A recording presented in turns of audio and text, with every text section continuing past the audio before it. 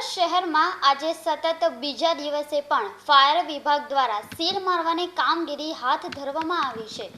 Fire વિભાગ દ્વારા વિવિધ ઝોન વિસ્તારમાં આવેલી ઇમારત જેવી કે market, hospital, clinic, tuition class, restaurant, commercial ઇમારત વગેરેમાં અપૂરતી ફાયર સિસ્ટમ હોય કે ફાયર સિસ્ટમ કાર્યરત ના હોય તેને જાહેર સલામતીને ધ્યાને લેતા તાકીદ અસરથી સીલ કરવામાં આવી છે। સુરતના વરાછા વિસ્તારમાં સિનેમા થિયેટરોને સીલ મારવામાં આવ્યા હતા। વરાછા સવાણી એસ્ટેટમાં 15થી વધુ સિનેમા થિયેટરને સીલ મારી દેવાયા છે। ફાયર એનઓસી અને બીયુસી સર્ટિફિકેટ ન હોવાથી સીલ મારવામાં આવ્યા હતા।